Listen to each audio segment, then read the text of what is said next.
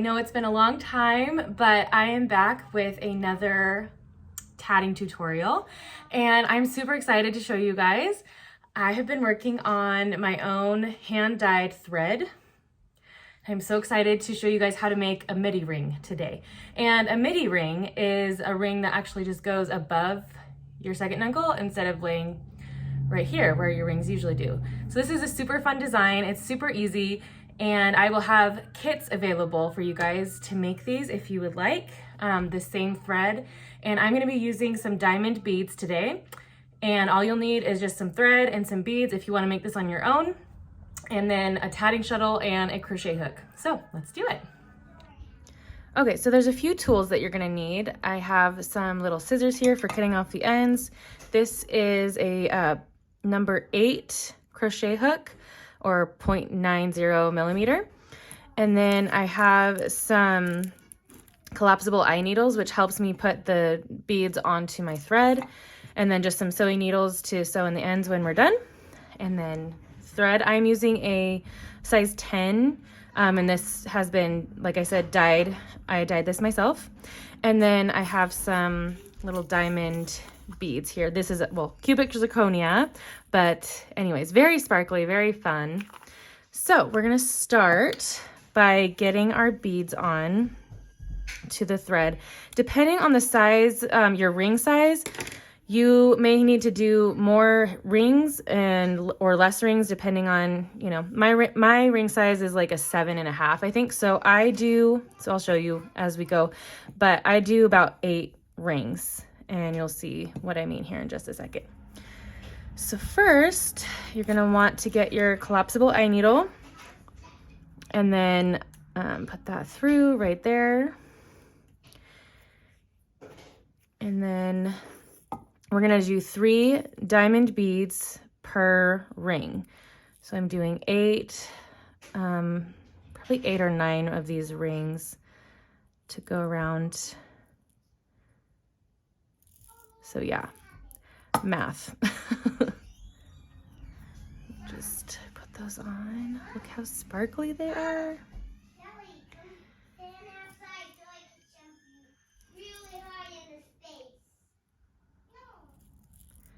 If you hear my kids' voices in the background, they are playing astronaut right now, I believe. So there you go. Joys of being a stay-at-home mom. It's awesome. I'm just gonna speed this up a little bit for you guys so you don't have to watch me do this for 15 minutes.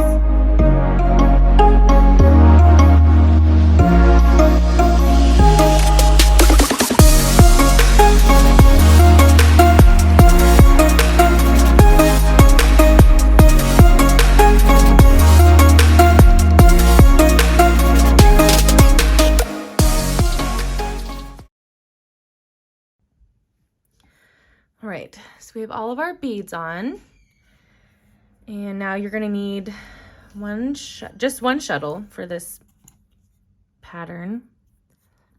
Helps if you wet down the ends to get it through that post hole. We don't need a ton of thread on the shuttle, so I'm just gonna wind a little bit on there. Here we go.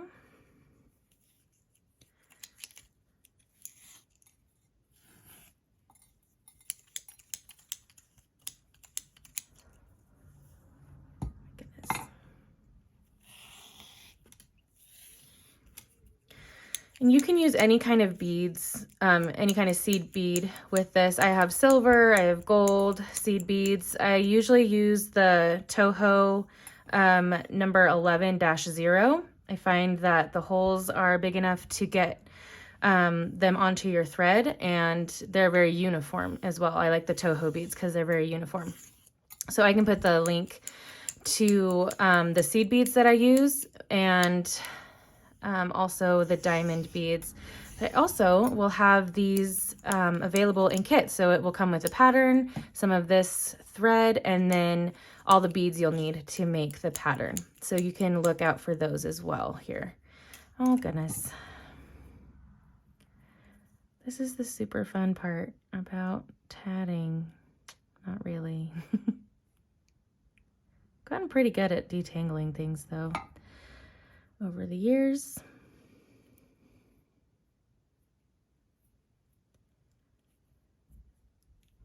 There we go.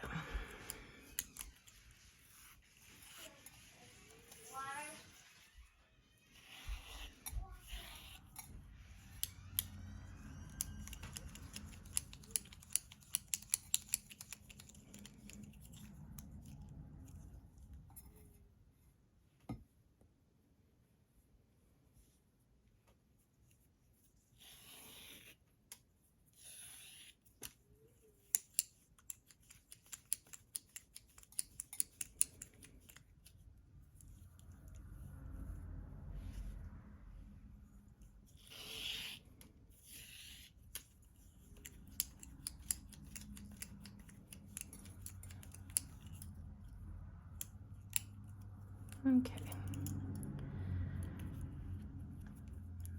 That should be just about enough.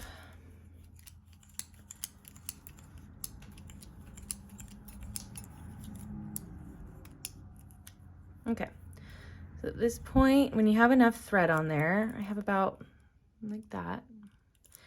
Put the beads onto your shuttle, and we're gonna start out with a ring.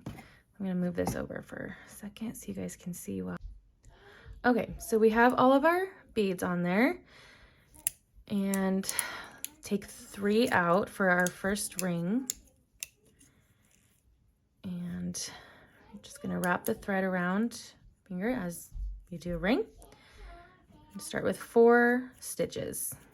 2, 3, 4. And then I'm gonna get my beads out of the way. Do 1 teeny tiny picot.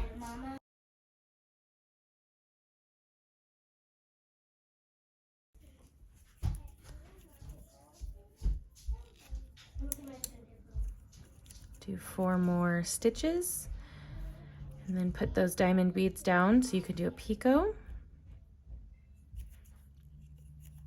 Then do 4 more stitches.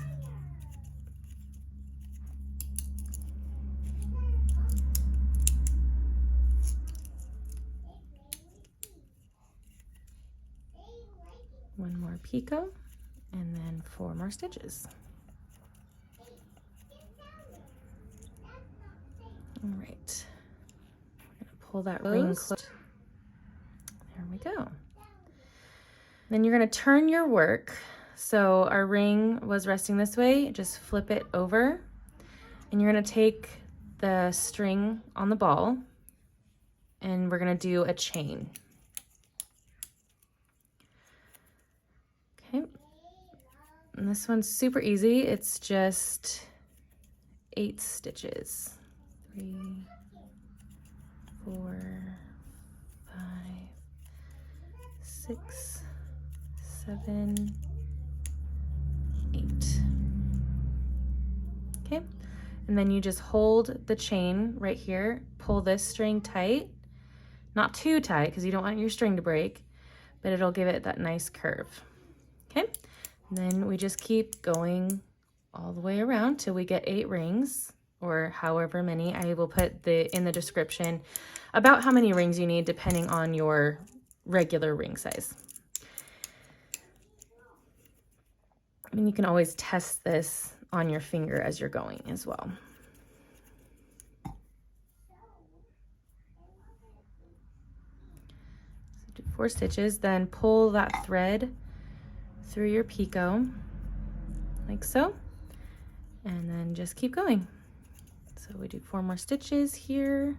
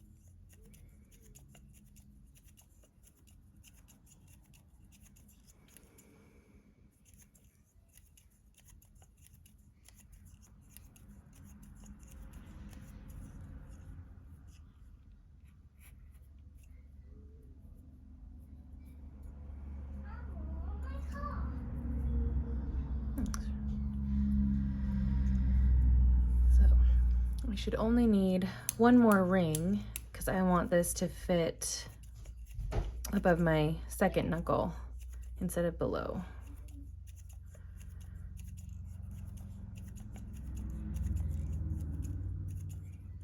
And these will stretch a little bit because they are thread,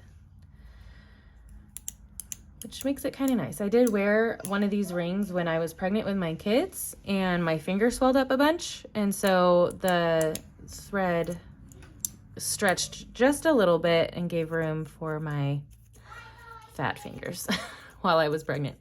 So that was kind of nice. But the only bad thing about these is it's not so good if you get them wet, because they lose their shape pretty easily if you get them wet. So, okay, so we'll do one more picot with the diamonds and 4 more stitches after that. Then I'm going to show you how to join these rings together. So you're going to flip the first ring over so that it joins over here. Put your crochet hook through, pull that thread through, join that picot, and then keep going. So 4 more stitches so we can close out that last ring. And be really careful because sometimes it likes to get caught. So just be gentle with the thread. I can't tell you how many times I have broken thread and had to like splice in more thread or had to just start a project over. So it takes a little maneuvering sometimes. 3, 4, 5, 6, 7. It's just not wanting to let out. 8. All right, and then pull that so that it rounds. Then leave yourself about 5 or 6 inches at the end and cut off the excess. And then go through this ring here, this first ring that we did, and pull one of those strings through the center, like so. And then you're just going to, if I can hold it, hold that ring tight and kind of give it a gentle tug so that this thread here goes down into the center of that ring. And then we're going to tie off the ends. Again, don't be too rough with the threads because I have had them break before, right at the very end. Sometimes you can salvage it, sometimes you have to start over. And that's a bummer. So I do 2 double knots there. And then I'm going to take my sewing needles and sew in the ends.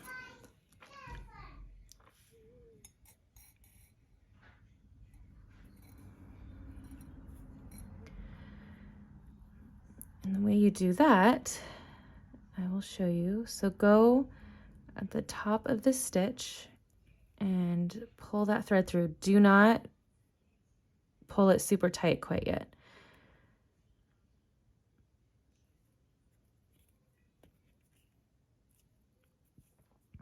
Okay, you can kind of see.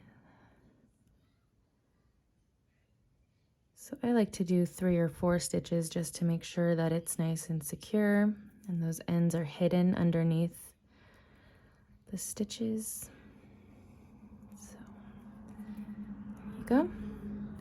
And then hold that chain tight and then pull that thread through. You'll see it hides it underneath. And then do that with the other end.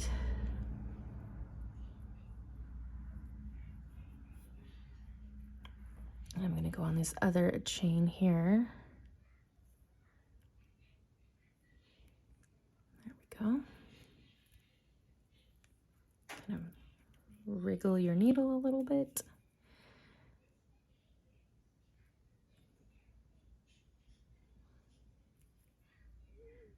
be stubborn. Come now. There we go.